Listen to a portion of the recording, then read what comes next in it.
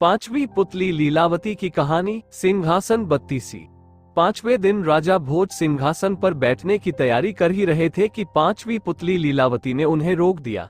लीलावती बोली, राजन, क्या आप विक्रमादित्य की तरह दानवीर और शूरवीर हैं? अगर हाँ, तभी इस सिंहासन पर बैठने के अधिकारी होंगे। मैं आपको कथा सुनाती हूँ परम दानवीर विक्रमादित्य की। एक दिन विक्रमादित्य दरबार में राजकाज निपटा रहे थे, तभी एक विद्वान ब्राह्मण दरबार में आकर उनसे मिला। उसने कहा कि अगर वे तुला लग्न में अपने लिए कोई महल बनवाएं तो राज्य की जनता खुशहाल हो जाएगी और उनकी भी कीर्ति चारों तरफ फैल जाएगी। विक्रम को उसकी बात जंच गई और उन्होंने एक बड़े ही भव्य महल का निर्माण करवाया।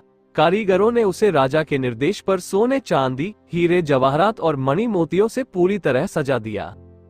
महल जब बनकर तैयार हुआ तो उसकी भव्यता देखते बनती थी। विक्रम अपने सगे संबंधियों तथा नौकर चाकरों के साथ उसे देखने गए। उनके साथ वो विद्वान ब्राह्मण भी था। विक्रम मंत्रमुग्ध हुए, साथ ही वो ब्राह्मण मुंह खोले देखता रह गया। बिना सोचे उसके मुंह से निकला, काश इस महल का मालिक मैं होता। राजा विक्रमादित्य ने ये सुनते ही झट वो भव्य महल उसे दान में दे दिया। ब्राह्मण के तो मानो पांव ही जमीन पर नहीं पड़ रहे थे। वह भागता हुआ अपनी पत्नी को ये समाचार सुनाने पहुंचा। इधर ब्राह्मणी उसे खाली हाथ आते देख कुछ बोलती उससे पहले ही उसने उसे हीरे, जवाहरात और मणि मुक्ताओं से जड़े हुए महल को दान में प्राप्त करने की बात बता दी।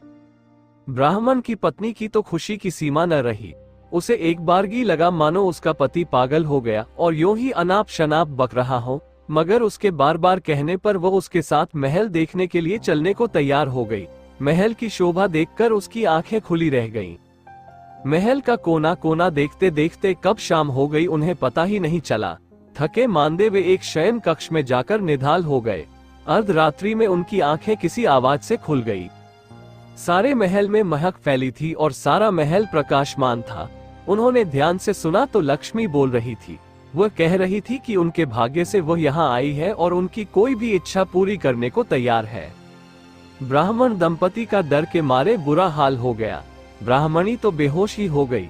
लक्ष्मी ने 3 बार अपनी बात दोहराई, लेकिन ब्राह्मण ने कुछ नहीं मांगा तो क्रुद्ध होकर चली गई।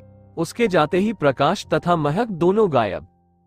काफी देर बाद ब्राह्मणी को होश आया तो उसने कहा, यह महल जरूर भुतहा है, इसलिए दान में मिला। इससे अच्छा तो हमारा टूटा फूटा घर है जहाँ चैन की नींद सो सकते हैं। ब्राह्मण को पत्नी की बात जंच गई। सहमे सहमे बाकी रात काटकर तड़के ही उन्होंने अपना सामान समेटा और पुरानी कुटिया को लौट आए। ब्राह्मण अपने घर से सीधा राजभवन आया और विक्रमादित्य से अनुरोध करने लगा कि वे अपना महल वापस ले ले, पर दान दी गई वस्तु को वे कैसे ग्रहण कर लेते। काफी सोचने के बाद उन्होंने महल का उचित मूल्य लगाकर उसे खरीद लिया। ब्राह्मण खुशी खुशी अपने घर लौट गया। ब्राह्मण से महल खरीदने के बाद राजा विक्रमादित्य उसमें आकर रहने लगे। वहीं अब दरबार भी लगता था। एक दिन वे सोए हुए थे तो लक्ष्मी फिर आई। जब लक्ष्मी ने उनसे कुछ भी मांगने को कहा तो वे बोले, आपकी कृपा से मेरे पास सब कुछ है, फिर भी आप अगर देना ही चाहती हैं तो मेरे पूरे राज्य में धन की वर्षा कर दें और मेरी प्रजा को किसी चीज की कमी न रहने दें।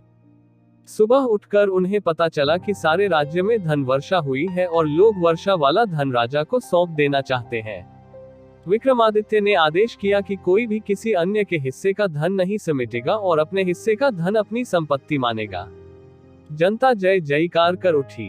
इतना कहते ही पुतली लीलावती बोली, बोलो राजन, क्या इस कथा के बाद तुम इस सिंहासन के योग्य अपने आप को पाते हो? राजा भोज निराश हो गए और अपने कक्ष में लौट गए। अगले दिन राजा को रोका छठी पुतली रविभामा ने।